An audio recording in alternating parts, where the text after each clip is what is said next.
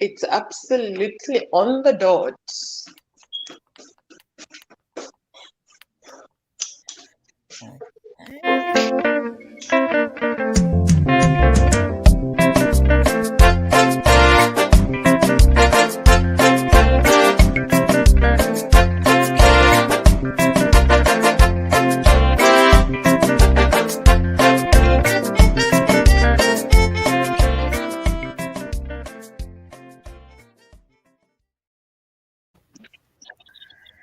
Welcome on the show.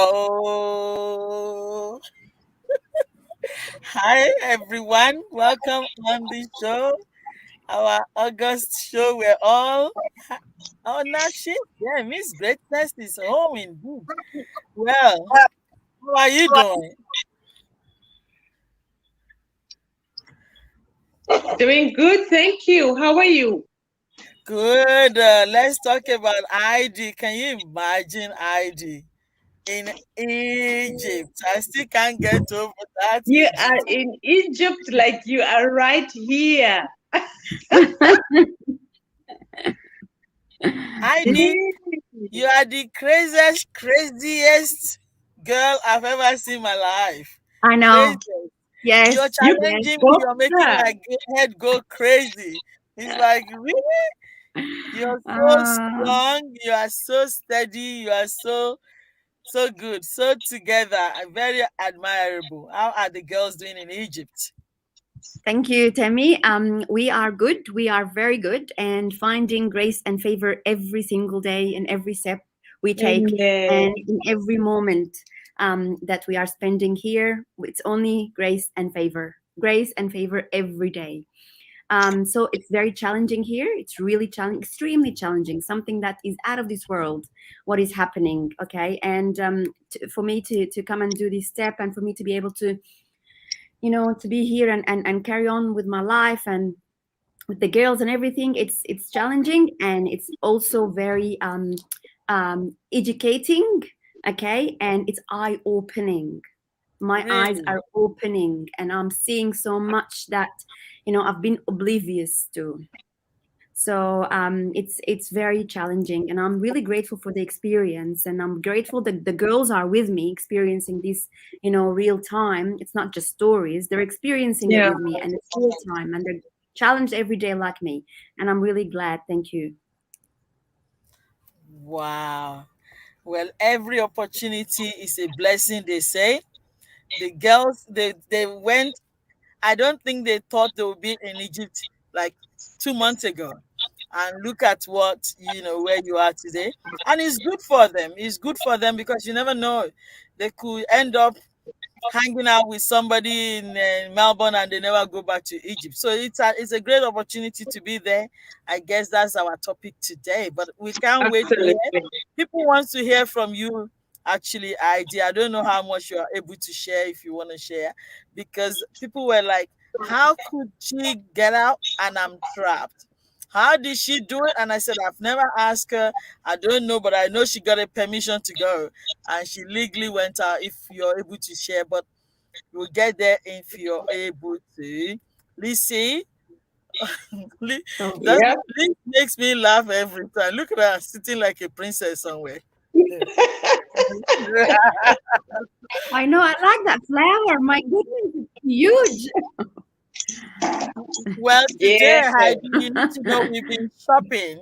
We're preparing for the ladies' camp. It's only a week ago to come. So we've been shopping.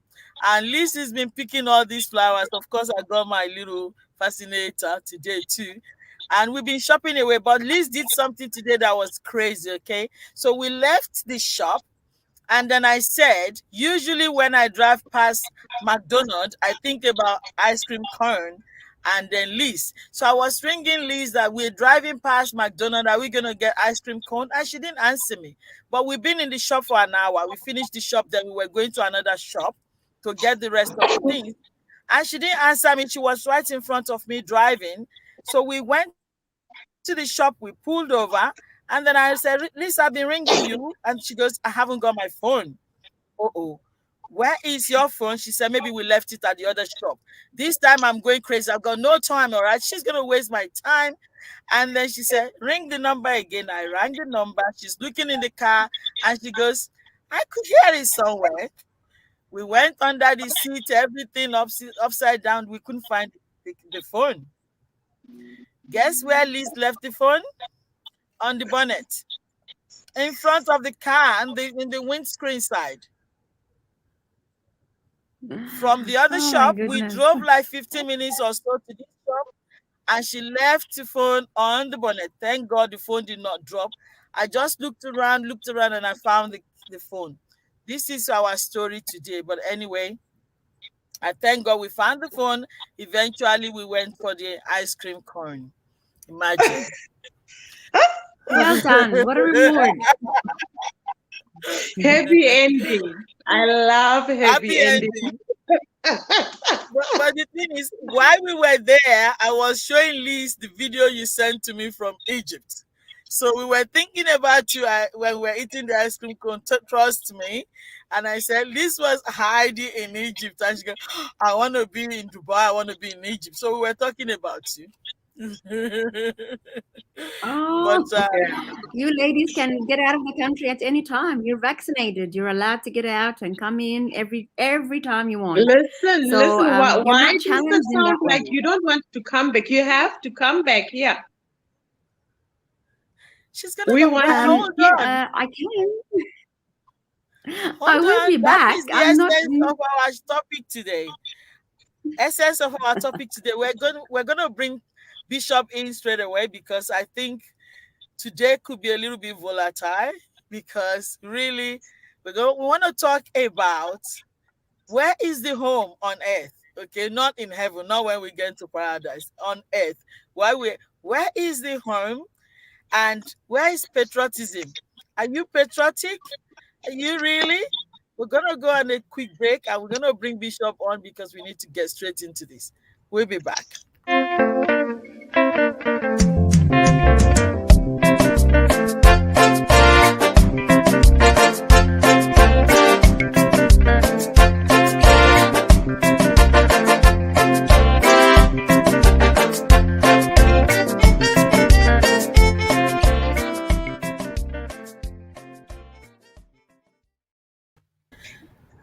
Welcome, Bishop. Hi guys, how are you? Good. Hello, Bishop, how are you? Good. We're all right this end. Early mornings. Well, not early morning, but it's dark. I can see the bright lights and the sunshine where you are. Yeah. It looks like I should be there, not here. It looks like you're welcome, Bishop. You just have to be fully vaccinated. Yeah, that's the problem. Or not, Temi. You never know. Yeah, you know, that's right. That's true. You never know. Thank you so much, Bishop. Good to see you again. Yeah, good to see you guys. Time. Good to see you. And nice to be here. Hi, Liz. Hi, Heidi. Hi, how are you? Yeah, really good. Really good. Fantastic. Pastor Temi. Sir. Good to see you. You're looking fabulous. It's your friend, our friend, Pastor Bundole's 60th. Oh, wow. Okay, good. Oh, yes, you said. I must send him some greetings today. Yes. Good. All right. No worries. Thank you so much, sir, for coming on the show. No problem. It's always good. Yeah. Always a pleasure. Yes, sir. Yes, sir. Today, we're not going to waste time at all because I know you're good at this. And I know you don't miss any words at all. But I've got my Bible passage that I actually want to read. Where's my Bible? Okay, let's have a look. About this. The 2 Corinthians. Sorry, I should have done this before. But ID is in Egypt. I was hearing. Congratulations. Yeah, she's going to get the vaccination. She's going to get the vaccination from Egypt. Oh yeah.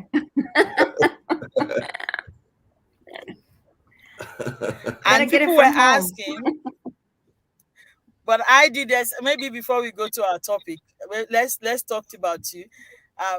The concern is, what if you come here and just the vaccination you took is not acceptable? I know you will have done your research. Is there can there be anything like that? Can there be anything like that? It's not the one. Well, look, Temi, I'll tell you something. Yes. Let's go to the worst case scenario, the best case scenario, and the most likely scenario. Best case scenario, whatever it is that we've done here is going to benefit us over there, you know, and it's not going to affect our lives, and it's not going to, you know, have any, you know, later on consequences and all of that. Worst case scenario, it does. Most likely scenario, you know, we will get benefits, and we will also have lots of regrets and lots of, you know, challenges and issues and that. Isn't this life? It's life. This is life. And from what I have seen, like I heard today that you guys are going on to another lockdown. Possibly, yes, possibly. Syria is going into another lockdown. Well, you know what? Isn't this what it was promised in the start, that it will not go to a lockdown when there is 90% people vaccinated? Well, now there is over 90% people vaccinated, and there is another lockdown. So I am contemplating seriously leaving the country. Oh. So actually leaving Australia, immigrating from Australia. Have you heard that one before? Yes. So this is what I'm contemplating. Well, I am a free person. I'm not a tree. I am not a tree. I am a person. I love you. I love move. you like Okay? ice cream cone. I love you like, you know, an ice I cream move. I can move, you know, and there is nothing in the world that can hold me hostage. You know, I am free, and I'm also a soul, and I will rest where my soul wants to go. So if I feel like my the soul people. being free, I like the people that preaches and they stick by the preaching. I've got so much things to actually do today, but listen to this, Alan. I don't know where I'm going to start. You can tell. Let's listen to this. The music by Alan. Listen to this.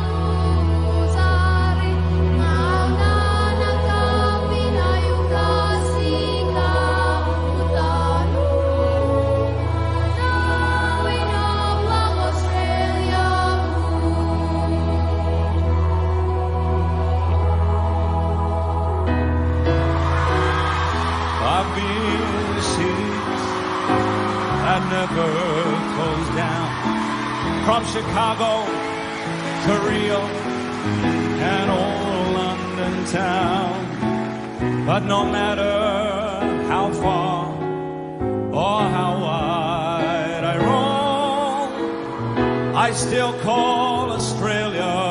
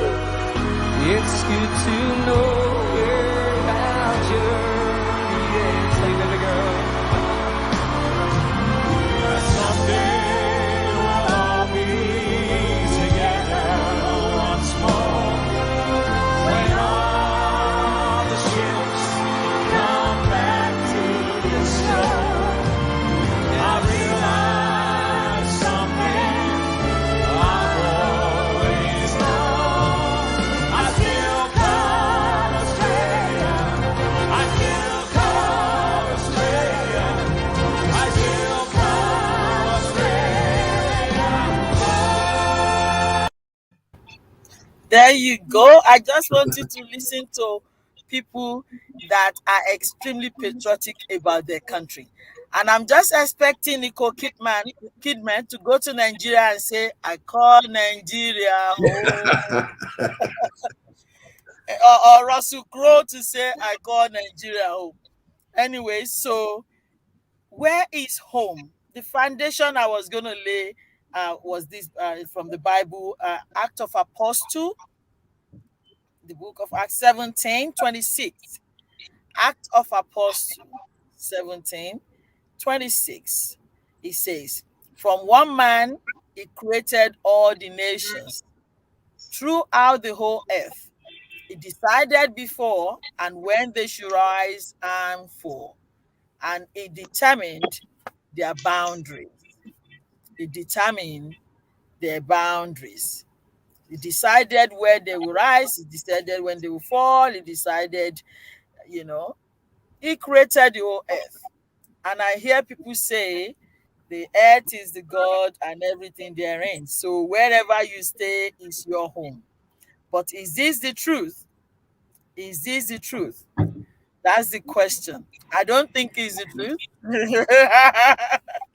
I don't think wherever you stay. So I'm looking at the contemporary, the contextualization and everything. I'm like, let's get Bishop in to tell us this. Maybe this was written to the people in the Galatians or something. Wow, this is ouch. This is one of those ouch moments because it's like, well, where do you start? Interestingly, though, on the video, the Aboriginal guy who started off the piece got least of the whole song, which I find that was interesting, but that's probably another subject. So the guy who's indigenous to Australia got the smallest part of the whole song. Wow. No cheers, no claps, no shouts, no screams, but the other guys that call Australia their home were received probably better than the guy that actually is native and indigenous to Australia. But it's really interesting. Wow. It's really interesting how we look at home and we look at this idea of belonging. And I don't know where I should start. Temi, I don't know where I should start because we could go down the route. Like for me, for example, so I'm a second generation West Indian, British born guy who did some DNA research to find out that my own origins are based in Benin, Nigeria, Benin, the kingdom of. So I'm like, well, where do I call home? Where's my boundaries? And we get into this whole idea of this what's the big word? The fancy word is nomenclature, where we begin to name things and we put things in boxes, and we begin to surround ourselves with these ideas that this person with this particular phenotype, this features, they belong to that place in that region. And by and large, there's some truth in that. If you were to see someone walking down the street where you are in Melbourne, or even Liz and Pastor Temi in Melbourne, and Heidi in Egypt, if you were to see someone walking in a seal coat with fur around it, carrying what we would call primitive fishing equipment, and you recognize that person as an Eskimo, you say, well, what are you doing in my area? What brings you here? And furthermore, why are you wearing those clothes? So there is an idea that everyone in humanity has somewhere on the earth that they call theirs. But there's this other thing about where we've come to in terms of technology. So, and this is no word of a lie, the first day I stepped foot in Ethiopia, I felt something like I'd never felt before in any land or any country. Wow. Lightheaded, not to the point of it just because of how high it is above sea level, but literally because I thought this is something strange is happening to me. I felt like I stepped on, for want of a better word, holy ground. Ground that was sacred to me or sacred to my existence. Now, it turns out that by DNA, I have no real link to Ethiopia that I can understand. And then I understand that there's this whole period of biblical expression that happened from Ethiopia. The whole idea of the eunuch and the idea that the Coptic church in Ethiopia was probably the first place in Christianity that Christianity happened outside of what we now call the Holy Land. And so the idea that this guy brought Christianity, the essence of what he experienced, his baptism and the explanation of scripture back to Ethiopia, and that right there in the mountains, there's churches and there's we can call them shrines, but there are edifices that have been created for the worship of Christ from the very origins of Christianity. That in itself is amazing, and so there's a home sense there. But I guess, and maybe Liz can speak about it. I'm just taking it that Egypt's your home from home. Heidi, sorry, I'm sorry, Liz. Heidi. And therefore, it's like, is it coming back? Yeah. Do you feel more at home in Egypt, or do you feel more at home in Melbourne? When I travel, do I feel more at home in countries that I have an affinity to? And it's really, really, really weird that because the technology has literally changed our perspective on boundaries, that the world becomes our home.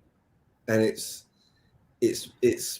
perhaps maybe a bit disingenuous to the scripture, but because the boundaries have been, I mean, look, we are in 3 different continents right now, speaking as if we're in the same room.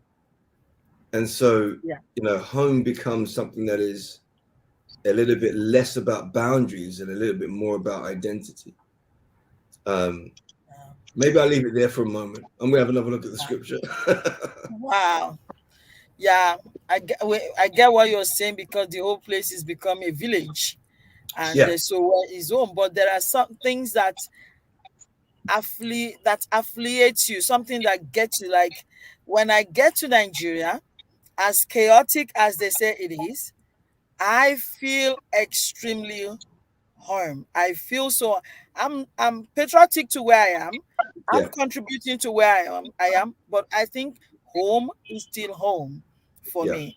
Home is still home. Like I said, I can't see Nicole Kidman going to Nigeria and say, I feel at home. So why do we think it's wrong for you to still be patriotic to where you are and you still think, home? Russell Crowe is actually originally from New Zealand, and he's calling Australia home. So I don't know, but he lives in in America. Anyway, we don't know where his home. But what got to my mind was, I really am interested in how ID is feeling. But when everything's are down, there's a place that she went, and this is somebody who lived all her life. Secondary school was in Australia. She lived all her life here, but when all the lights, when everything goes down, she still went home. But we're gonna go on a quick break, and I want ID to please tell us, is home still home or not? We'll be back.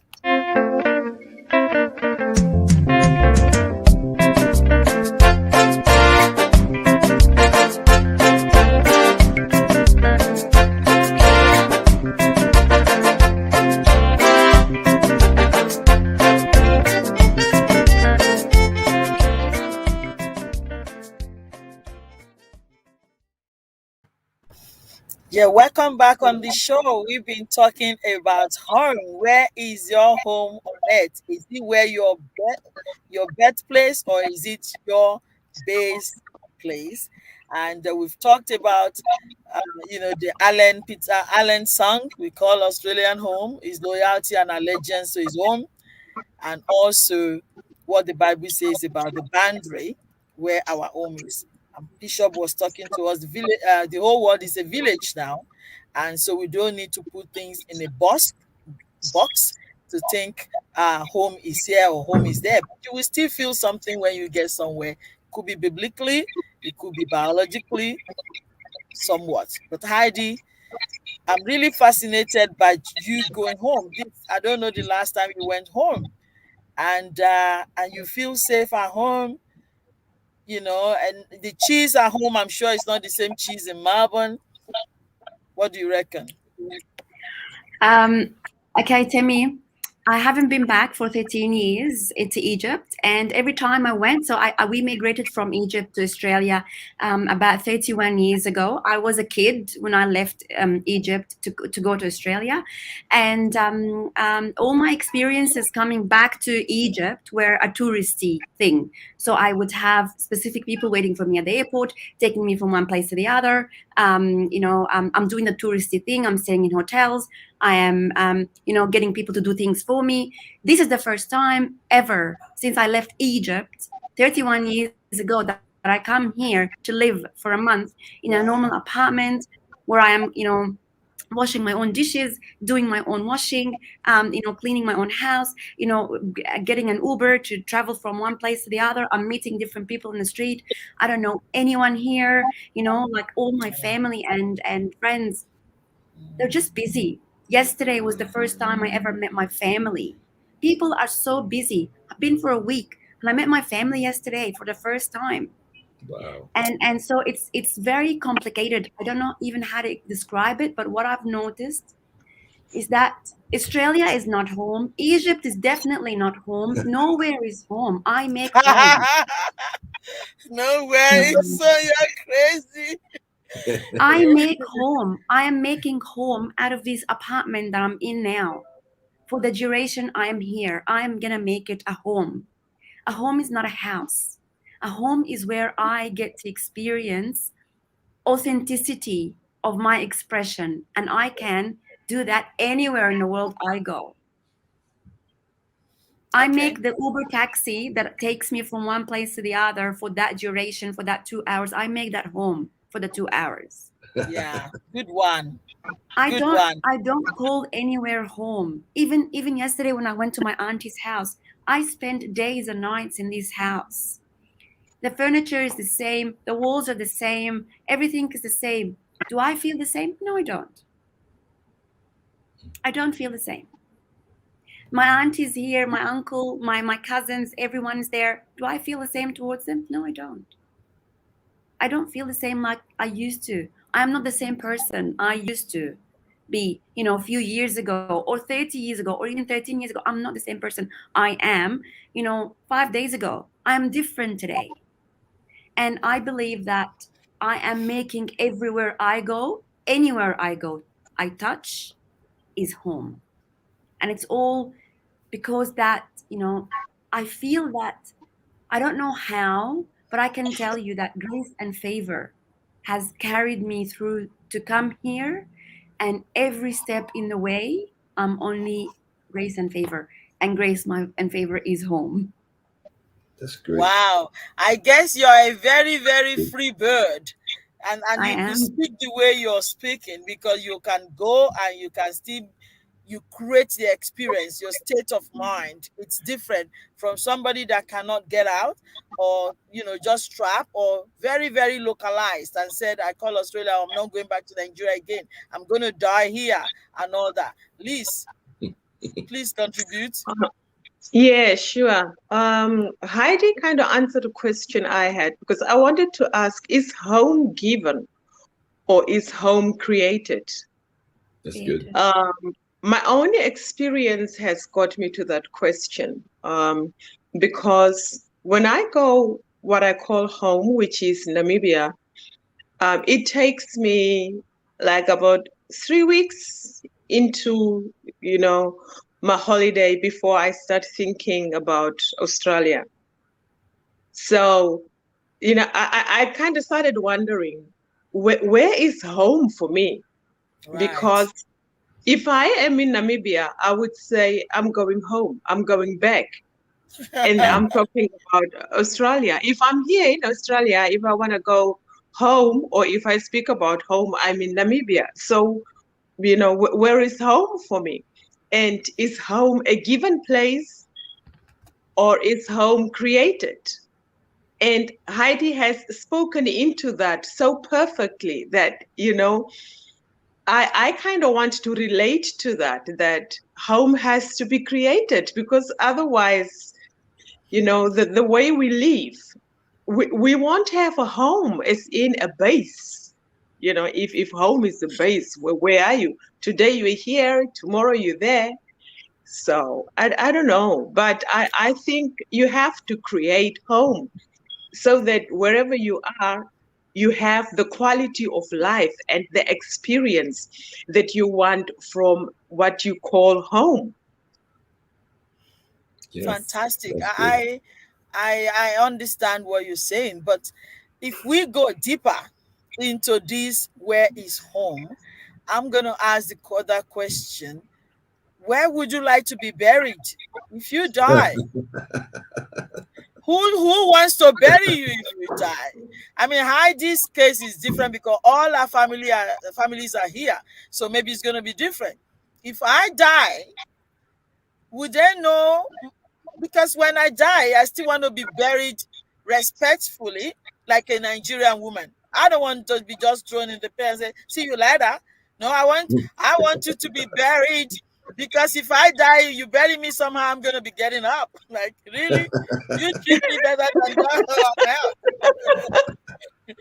Where do you want to be buried? One question. Number second question is: some of you say we call Australia home, we call this, and yet you still don't want your child to marry somebody from the outback, for example.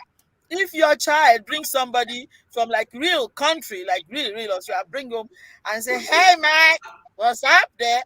You're gonna say, "No, that's not my culture." So I really think some of us, we need to come to our real true, the truest true of us. When we say we call Australia home, I'm thinking, is it because of the cheese? Is it because of the lemon marine? I want my Nigerian food, and this is one of the problem I have. This case I said is different because you can get a lot of Egyptian food here. Nigerian food, they're putting them away in the bin, they're throwing them away in the airport because they don't recognize my food. Because I would be more comfortable if I can access all the things that I was over 30 years before I came to this country. You see? So maybe that's why it's difficult for me to just say now home, you know. I'm still thinking there's nowhere like home. That is one of the reasons why I'm saying that. And also, if you think Australia is home, you have to be 100% comfortable that you're happy for your son to bring somebody from the outback. And you're gonna be eating barbecue every day. You're not gonna condemn their culture. You're not gonna. But if you're gonna do that, that is for me. Also, the Australian family, would they be looking at my kid and think they're a little ape? Because some people are still racist, against some color, because they know that even though you call Australia home, you're not an Australian. You might be Right. by naturalization, but they know who Australian is. So I'm just bringing this topic out for people that still thinks. Your case is different because everywhere is home, and I agree with that. But when people come to a place like Australia, for example, and then you say you don't have any other country, I think you're lying. That's the essence of it. I think you're lying, because if your child goes and marries somebody who is a real Australian, they might still look at you as a second-rate citizen. They might still look at your child and see she's lucky to, or he's lucky to marry Australian. Whereas your child is lucky to marry a prince and a princess that we are. So for me to now sit down and be explaining to you that I'm a princess, I'm this, I think it's insane, because I don't need to tell you that. You should just appreciate me and honor me and believe that I'm valuable. But if you still have to be explaining, I think that is insane. So that's one of the reasons people that says I call this home, I call that home, I'm there because I'm eating cheeses. I just want them to think twice. Why are you calling that place home and you've forgotten where you grew up to 30, 40 years? Is it because you're getting milk and honey from the place? Or is it because your country is in turbulence? So if because it's in turbulence and because of the whatever it is there, that's understandable. But I think we should talk about why. Why do you think? And this question is going to go to Liz. Why would you say when you go to Namibia, you're home? When you come here, you want to go home? Why is that? Because we came here for something. We weren't born here. We came here for maybe greener pasture. We came here for an experience. So when does it now become home? You know what I'm trying to say in the context of this is it. And I heard a lot of my friends say this, and this is what spurred this question. Where is home and what is the benefit and what is it making it home for you? Liz. Well, I think what makes it home is because you settle. It's a place of settlement for that season. Let's call it a season because we really have no idea where we're going to settle, 3 years down the line, 5 years down the line. But simply because when I went home, I went on holiday. And holiday comes to an end. So then obviously you gear your mind towards I have to go home. You know what I mean? Yeah. And where do you go home? It's where you settle, where your heart is in a space where it's not on holiday. You know what I mean? Where you live, that becomes home. So if you go on holiday, like for now, Heidi has gone on holiday, I suppose so. Obviously she's gonna come home, and that's gonna be called home because that's gonna be her base. That's gonna be where she's settled, and only after that she will make her decisions in terms of now where do I settle next, and that then becomes the home.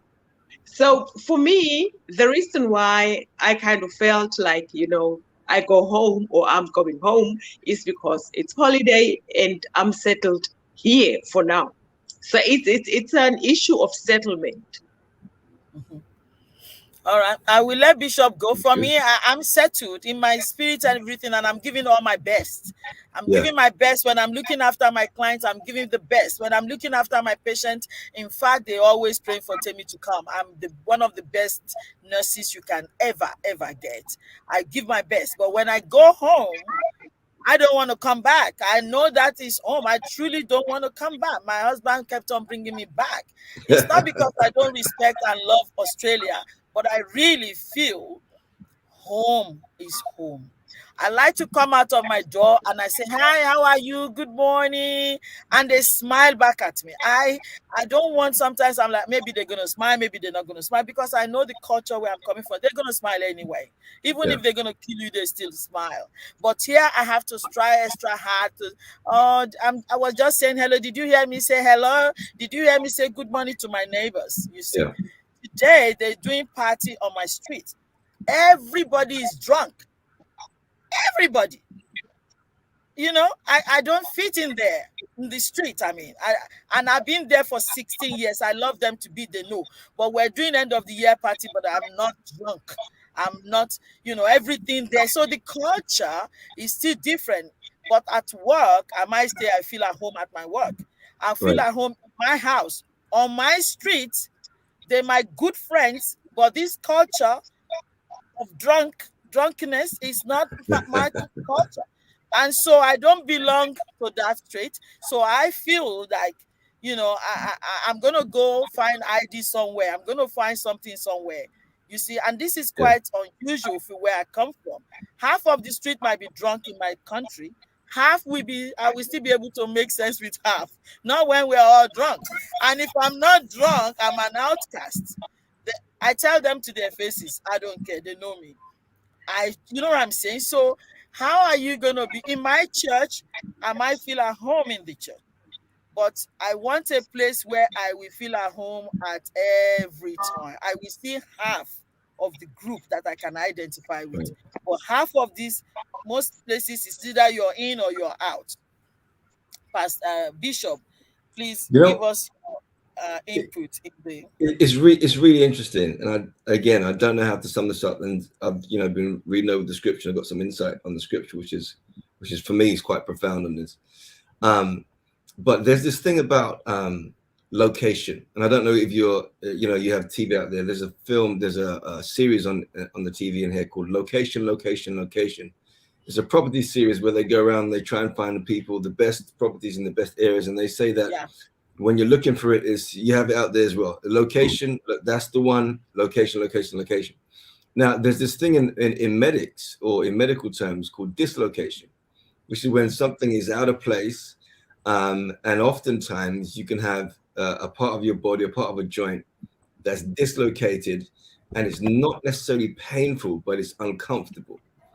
And it's a sense of uncomfort and discomfort, and it's more pain putting it back into its location than it is leaving it maybe a bit dysfunctional but out of location. What I said it to say is that sometimes we can be happy in our locations, but really psychologically, spiritually, and emotionally we are dislocated, which is why sometimes we limp through the process of doing life, being life, living in areas, but there's a dislocation to something that is perhaps missing. So in Liz's sense, for example, she'll go home to Namibia, and it might be reversed, that actually the comfort and the home that she's created for herself in Australia means that as much as she's located where she's from, there's a dislocation, maybe emotionally and psychologically, to where she's made her home. And same with Heidi, that actually, Egypt's home, but after 30 years, there's a dislocation from Egypt whilst you're in Australia. Now, getting back into location may be difficult. And tell me the same for Nigeria, that actually being in Australia is a dislocation for you. It's working, it's manageable, but actually, the effort and the pain to travel and the long hours, but when you actually get back into the culture of Nigeria, now you're located again and something clicks. And I think it's really important to understand that this is absolutely possible. And if I'm speaking really honestly and openly for myself, there is a dislocation that I feel as, I get this right, everyone's going to laugh at me, as an Englishman. Because if I say I'm English in the wider context of being in England, they'll look at me and say, no, you're not. How can you be English? You're not the right color. You're not the right phenotype. But actually, I have no other context from which to call myself. All my schooling has been in England. I was born in England. The culture that I have is English, British, whatever you want to call it. And so actually I'm surrounded by a location that is all I've ever known. When my dad tells me stories about, he says when he was a young boy growing up in Jamaica, he would have to milk the cows and collect firewood before he went to school. I'm like, I go into the fridge, I get the milk, the stove is up. I don't have that same location, but when I do visit Jamaica, I feel like, wow, there's an affinity there, there's a joy there. But like you say, Heidi, I've only ever done the tourist things. I've only ever gone to hotels, and when I do stay with family, I'm about 1 week in, and I want to get myself to a hotel as quick as possible. And so this happens because there's location and dislocation. There's the idea of affinity. But the amazing thing about this, if I'm going to bring it onto scripture really, really, really interestingly, that Areopagus is where Paul is speaking. He's speaking to the people of Areopagus. And the idea of why he's speaking to them is quite profound. And so what he's saying is that, look, men of the city, people of the city, ladies and gentlemen, I've noticed that throughout your city, you've got all these gods set up. You've got all these shrines to all these different gods. And you've got this one that is to the unknown God. And I want to proclaim to you about the unknown God. So imagine this. You've got these people that have traveled the world. They've traveled the known world at the time. And what they've done is they've collated and curated all these different deities. So they've been to the Far East and they've got the, Buddha. They've been to India and they've got the different Krishnas and Shivas, whatever. They've got all these different gods from all around the world. They've been to Rome. They've been to Greece. They've got the Greco-Roman gods. And then they've got this god to the unknown god, because somewhere down the line, they've heard about this other god that is invisible, that is ethereal, that, Jesus Christ may have died proclaiming. And they've got this shrine, this statue, and it says the unknown God. And Paul says, listen, I want to tell you about this God. And he begins to tell him about this God. He says, listen, this is the God that put the world in place. This is the God that calls everyone into nature. This is the God from whom everyone came, from one person. This is the God that created Adam and that essentially brought the rest of the earth to being. And this is the God that actually sets people. So when you see people that have phenotypes and features, this is the God who created all these people from one person. And this is the God that gives us the boundaries where we know where we are, and where we live and where we breathe. This is the God that lifts up a nation and brings down a nation. This is that God. And then he says this, which I find amazing. He says, he did it because he wants you to understand who he is. He wants you to seek him, wants you to know him, wants you to give him glory. He wants you to experience him and acknowledge him. And then he says this, but yet he's actually not far from us. That's verse number 27. He's not far from us. Despite all the boundaries, despite all our phenotypes, despite who we are, this God is not unknown. He's actually quite close to us. He says, for in him we live, we move, and we have our being. Even some of your poets have said, for we are indeed his offspring. And what he's trying to say to the people there, without going into any much, what he's trying to say is, listen, guys, if you understand who this God is, then you understand that we're all one. Even though we have the different phenotypes, we have the different locations, we may be dislocated in areas, but this God makes us one, because in him we live, we move, and we have our being.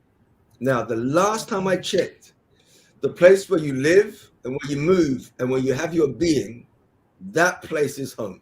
Where you can put your feet up and say, I'm just being who I need to be right now. I'm just doing who I need to do right now. I am being me right now. When you want to move around crazy and you don't want people to see you, how you move at home is different to how you move in the street, right? And where you live, this is your home. So ultimately, as much as we have, and I think it's a great concept, and probably one I'm going to go home and go home. I'm home right now, but I'm going to think more in terms of, where do I actually locate myself and where should I be located? And that's the practical side. The spiritual side is that actually, as long as I'm in him, if he is my dwelling place, if in him I live, in him I move, and if in him I have my being, then ultimately he's my home. And wherever I am on this earth, I have the home and the foundation and the comfort and really and truly the location. I'm located in him. And so, yes, I've got desire for, I know some people on the panel call it plantain, but we call it plantain. I've got the desire to go to the tree and get the plantain. I've got the desire to go and grab a mango. I've got that inbuilt within me, the desire to live from the earth. That's somewhere there that is natural, right? But the other side of things is that actually spiritually, I've got to locate myself in him. And that means wherever I am on this earth, despite what I crave for, and despite what I look for, the sugar cane, I love sugar cane. Can't get it enough where I am. Yeah. But despite what I crave for, I know that actually in him I move, in him I live, in him I have my being. And ultimately, he's my home. He's my dwelling place. I knew you were going to end it there. Hence my question. We'll go on a quick break and I'll be back. All right.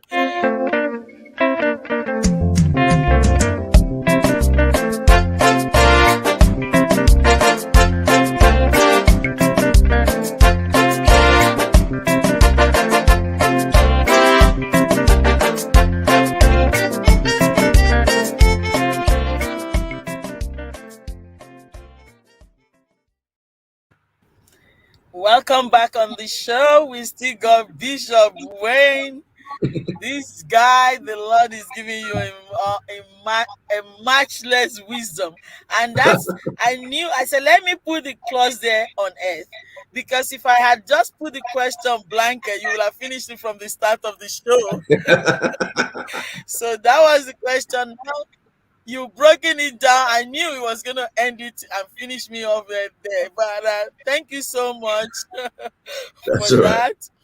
And I get everything said because the word of the Lord is settled, is the Yeah, that's right. truth. That's And right. so, in as much as we're looking for the practicality of life, like looking for my food, I think it's because my food was thrown away at the airport a couple of weeks ago, and I'm still angry that I'm Yeah, a citizen of this country. I'm a I, I'm a local, and I'm telling you that this food is not poisonous. It's professionally packed. What is it that is your problem? If you don't trust my food, then you don't trust me. If you don't trust my food, then you yeah, probably don't think I am part of you. So I say all that to say, like, you're right. Ultimately, in Christ is where we need to be. And I yeah, think that peace will sustain us, and wherever we be, we have that sustenance in God and that yeah. peace of mind. And that's how we live, really. But I just thought we should talk still about the practicality of it, because Absolutely. sometimes we lie to ourselves sometimes, Yeah, and we say we call Australia home. But I think it's important for you to say, okay, you call Australia home is fine, but is it home, home, home? And or are you still fascinated by your home? And I think so, you're right. yeah, and if you want to be patriotic 100%, we have to be 100% say Australia home. And so don't mind anybody that says, when did you just come to town? But thank you Yeah, so much for this, Heidi. Please contribute more before we go. And the other thing I want to say too is the people that are discriminating on the streets, they need to know that the Lord owns the earth and everything they are in.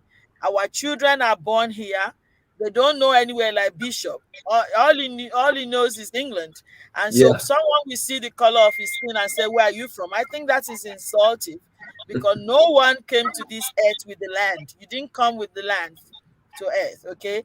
And you will always find out that some people were before your great great parents, some people were before you. So really, you don't own the land. So I just want to throw that in there to educate some of the illiterates that think they own somewhere, That's because you right. don't own anywhere.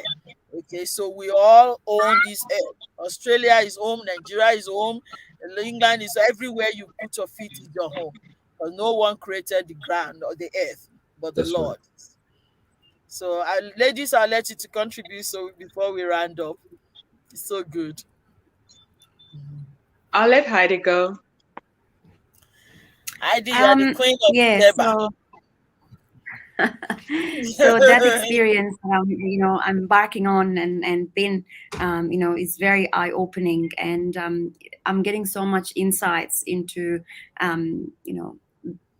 how do I see the world, and how do I see myself situated in the world, and all of that. And I believe that, where home is exactly what Liz asked. Exactly, it's created. I create home. And if I have the ability to create something, I can create it anywhere.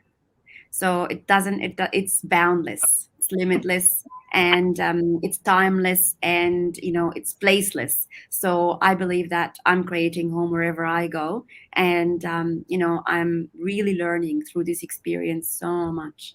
And I believe I'm growing into learning about myself and about the possibilities, the endless possibilities of the unknown.